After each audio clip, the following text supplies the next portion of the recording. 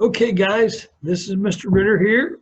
Mr. Hackler and I wanted to put together some things so we could talk about the scientific method. Scientific method, you guys have been hearing about this since you were probably in kindergarten, for us, the scientific method in science is the backbone of what we do and very important in research and understanding things about the natural world around us. So, the first thing is that for us, it's good to be curious. It's awesome, and science is being curious about the world around you and what makes things happen. And so we often talk about what is science. Science is being able to use knowledge to study the world around you and then verify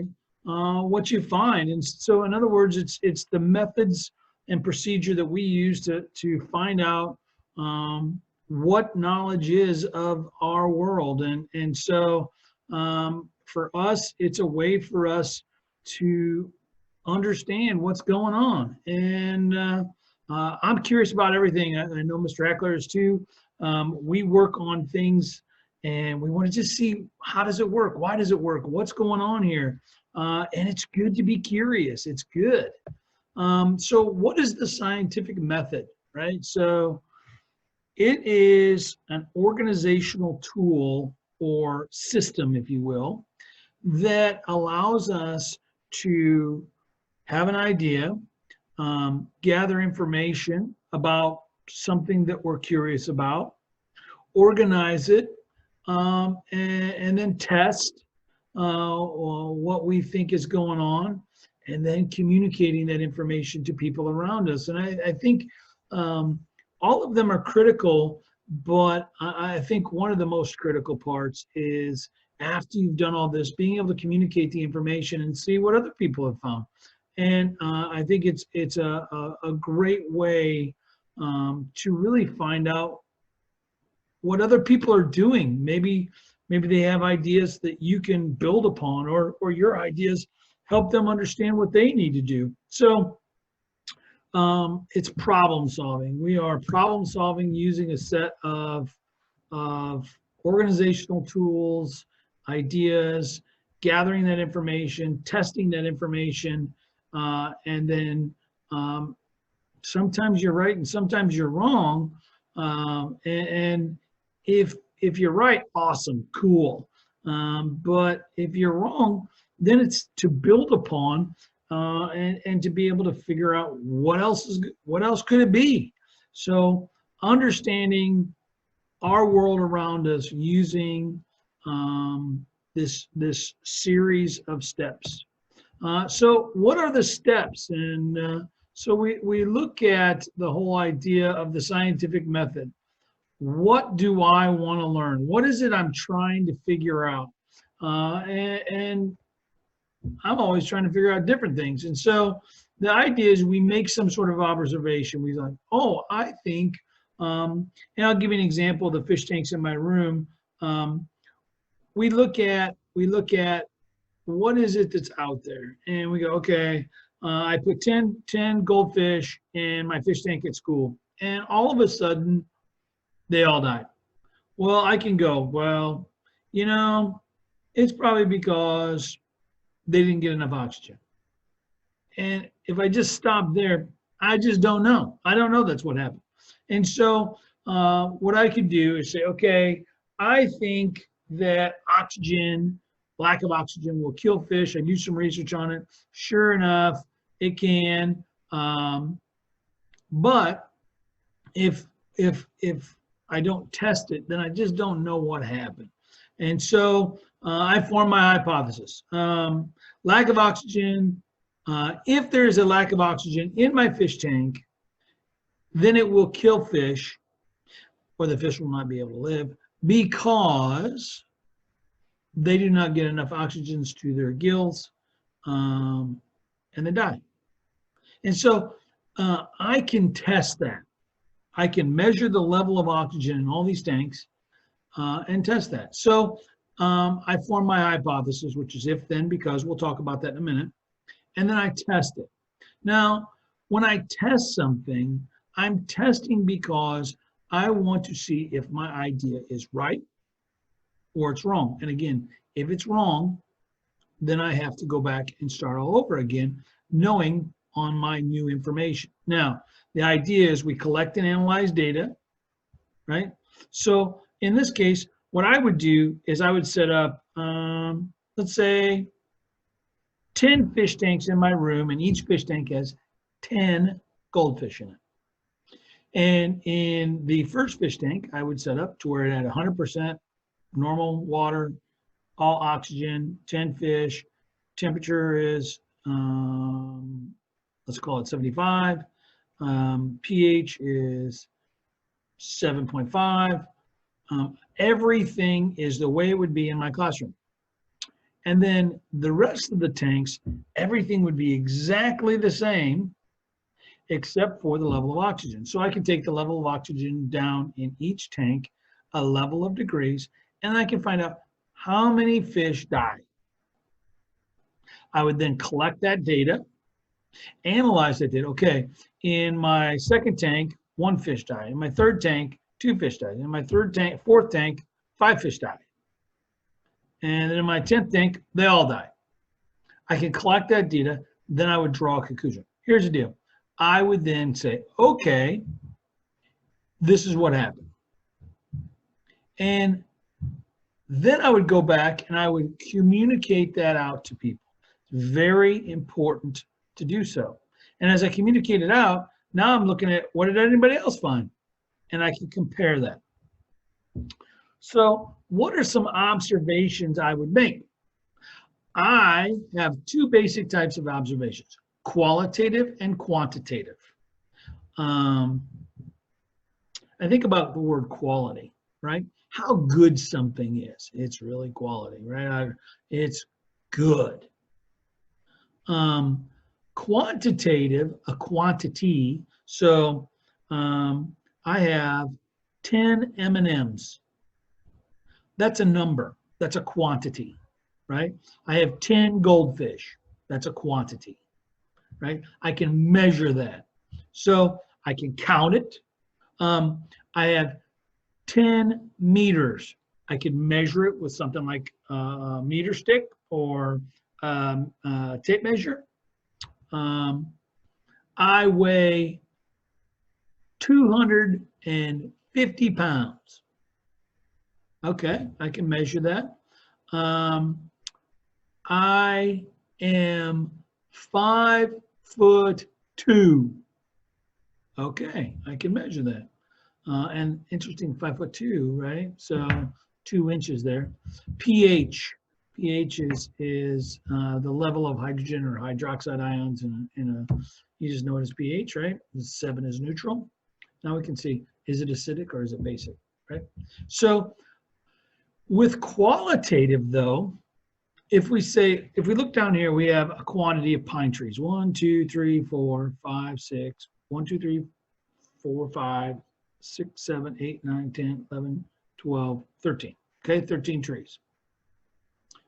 That's a quantity. The trees are green. What color green? Green. So that's a qualitative measurement. But let's look over here to this qualitative. How many blue ones do we have? 1, 2, 3, 4, 5, 6. 6 blue ones. How many red ones? 1, 2, 3, 4, 5, 6.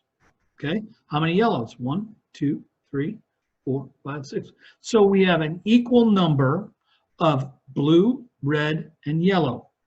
They're not fish, they're birds, sorry. All equal. That's qualitative. How about this? How smooth is your desk? Well, it's smooth. Compared to what? Well, compared to gravel, it's ultra smooth. Compared to talcum powder, maybe not as smooth, right? So those are qualitative. So, all right, we're going to make an observation here. we're going to figure out the cause and effect. You've heard that before. So I'll give you an example. What is the effect of, now again, we're coming up with something here. So for me, I would say, what's the effect of stress? Not just stress, but increased stress on human blood vessels. So what's the effect of increased stress on human blood vessels? And we can do that research. We can put you under some stress. We can measure you at rest and then measure the diameter of blood vessels or the pressure, right? We can use blood pressure.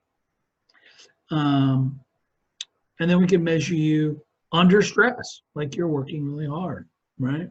Or you've had a bad day. And we go, okay, they need to be working on problems for X minutes, and now we're going to measure the pressure, right?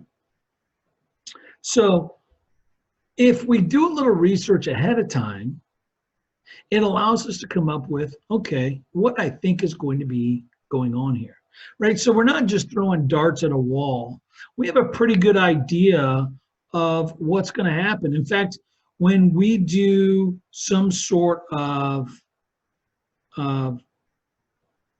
question or hypothesis and try to answer that question, we do the research ahead of time. We're trying to figure out, okay, what's going to happen, but it allows us to have a starting place, right?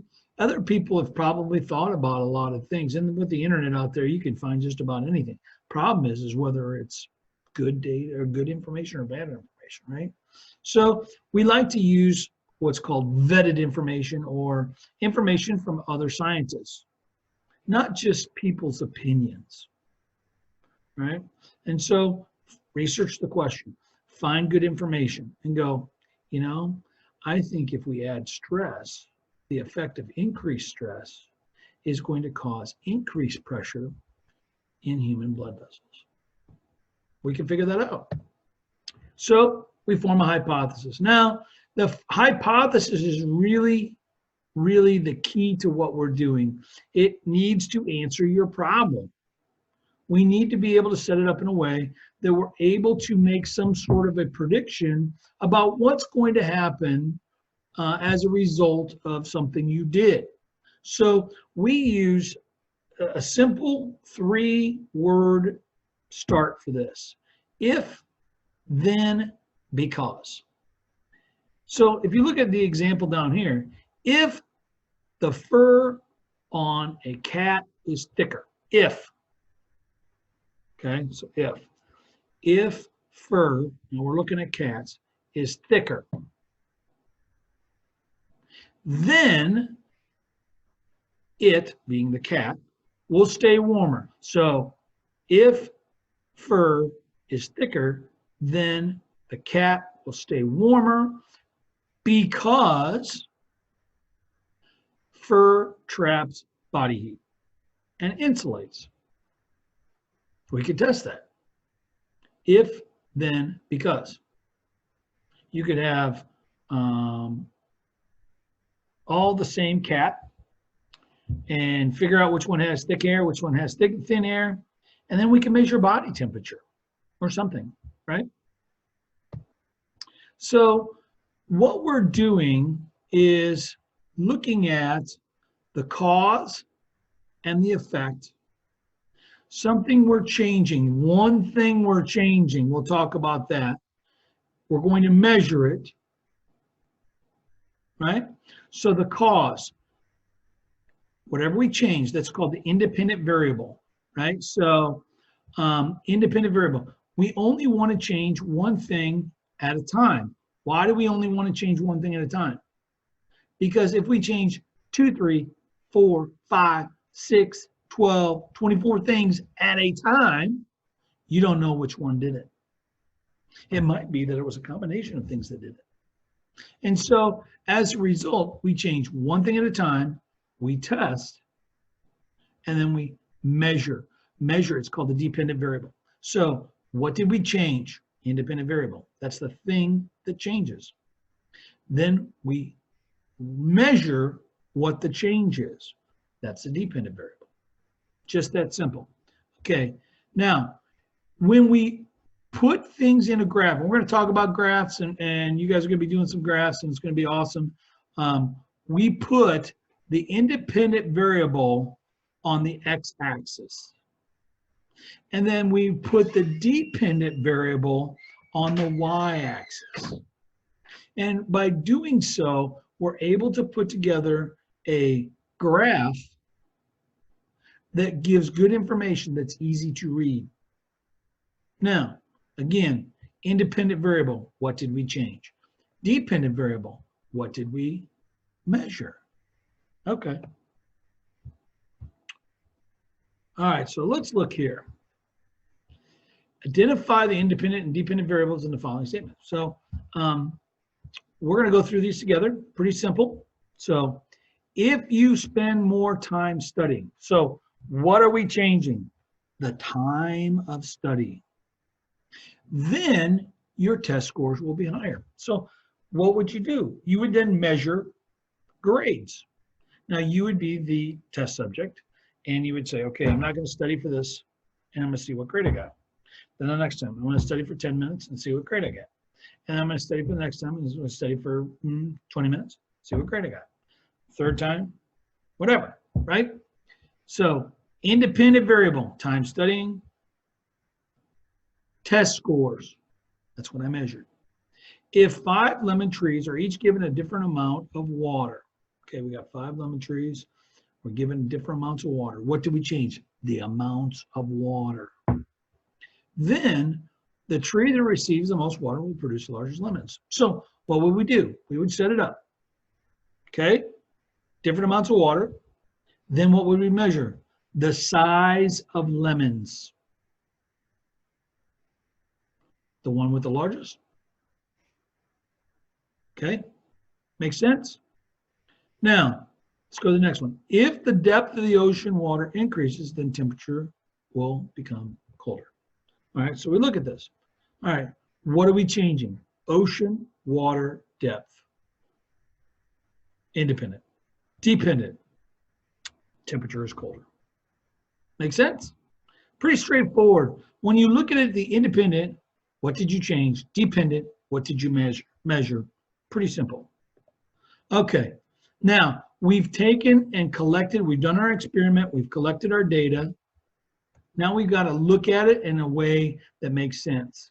And so what we'll do is we put that in a data table.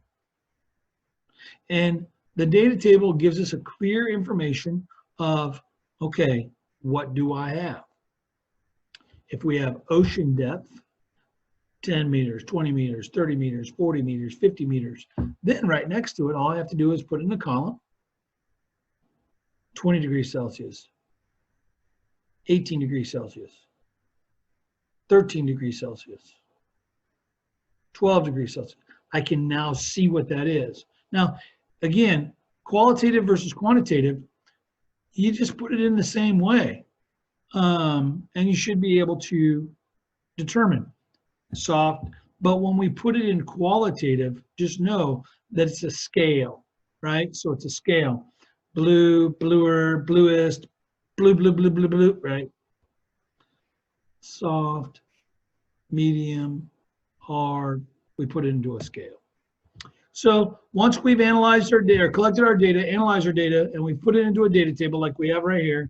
So this particular data table is, looks like salary, and this is expenses. So how much you make in a year, I'm assuming, because they don't have a title. Bad. We'll talk about that in a minute. And then expense, how much they had to spend. So I'm looking at this data table and this graph. Data table, pretty easy to see. I can just go straight across. It can be up and down too. It doesn't really matter. And I can see who, what city, so this is San Diego, Los Angeles, Boston, Seattle, Chicago, Philadelphia. I can look at that and I can look at those numbers. For me, it's quicker and easier to look at it this way. All right, salary versus expense. This, unfortunately, they did not have a label here. I'll tell you about that in a minute. Actually, I'll tell you about it now. So all of our graphs, we want to talk, T-A-L-K, talk. Title, axis, labels, and we have a key. So we want to have our labels, we want to have our axis, we want to have our title. In order to do that, we have to be able to explain that. We have to be able to have those things to make it understandable. So I'm looking at this, I'm assuming this is in dollars, and since we're in the United States, I would assume this is United States dollars. So I would put USD or US dollars over here. And then I would put over here my title being average U.S. city salary versus expense, and I don't know when this took place, but that doesn't matter. Okay, so if I look here on my graph, all I have to do is look and go, oh, Los Angeles. If you live in Los Angeles, you're going to make the most money out of anybody at, say, $63,000. And I'm estimating that. See, 60, 70, 63. Okay, that's a rough estimate. And then behind that would be Boston at $59,000 or 58.5, somewhere in there. Okay. But now if I want to look at expenses, because I have this key, expenses, I look and I see, okay, if I live in Boston, I have the highest expenses and I'm not making as much money. So if I look across here and I go, okay, San Diego, Boston, Seattle, Philadelphia, I'm going to probably spend more money there than I make.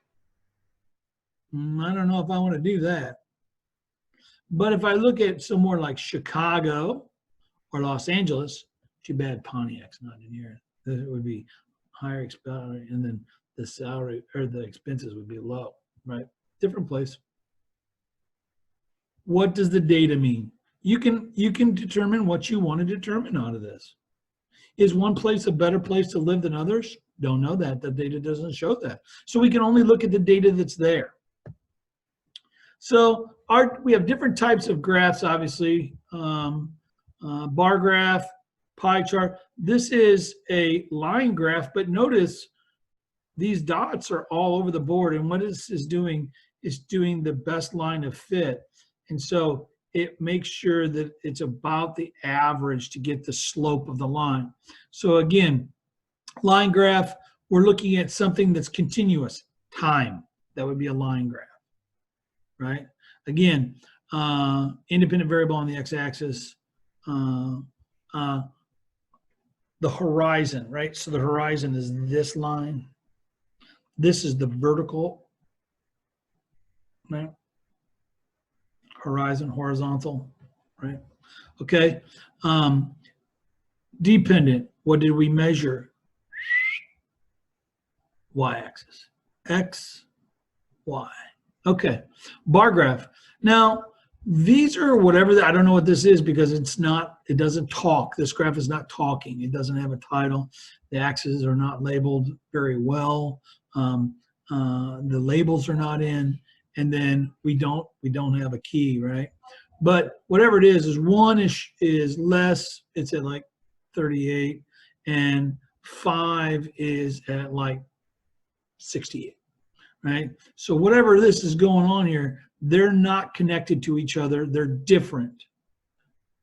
Again, independent variable on the horizon or horizontal axis or the x-axis, dependent variable on the y-axis. Circle graph, right? This is something out of 100%. Whatever it is, it's 100.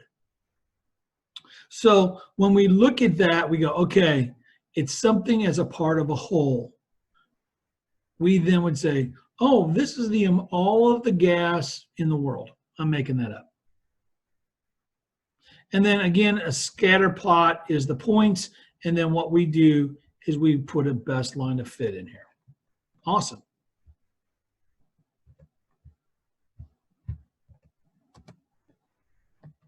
Okay. So I think that's really gives us a good understanding of where we're at.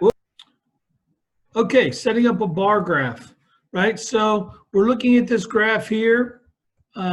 Pretty simple.